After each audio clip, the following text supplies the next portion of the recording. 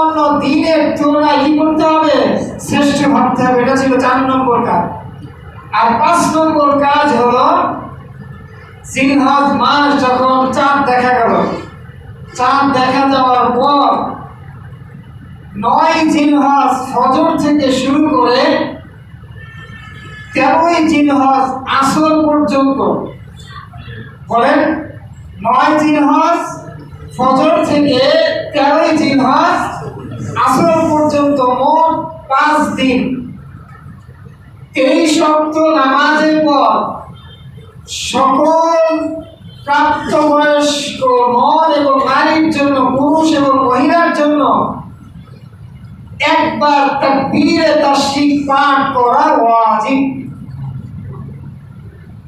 তাহলে 9 জিলহজ ফজরের পর থেকে 13 জিলহজ আসর পর্যন্ত মোট 5 দিন 23 ওয়াক্ত নামাজের পর আমাকে আপনাকে প্রত্যেককে একবার তাকবীরে তাশরিক কি করতে হবে? পাঠ করতে হবে।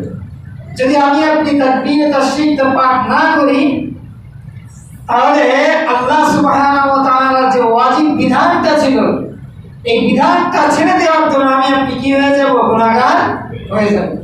আমাদের সমাজের মধ্যে দেখা যায় যে এই তাকবীরটা 3 বার পাঠ করা হয় এবং বলাও হয়ে থাকে যে একবার পাঠ করলে আদায় হয় না, 3 বারই পাঠ করতে হবে। আসলে একবারই পাঠ করতে হবে, 3 বার পাঠ করার কোনো কি নাই, প্রয়োজন নাই। তবে পুরুষ আমরা যারা আছে তারা উচ্চ স্বরে পাঠ করব এবং যারা নারী আছে তারা অনুচ্চ স্বরে কি করব? পাঠ করব।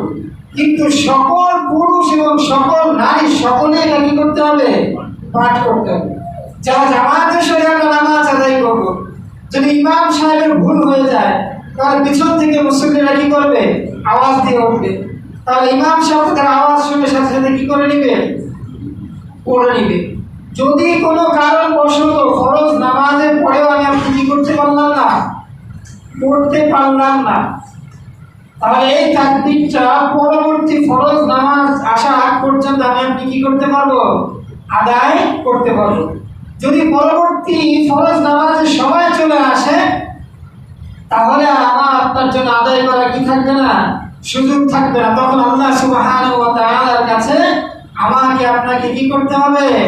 তো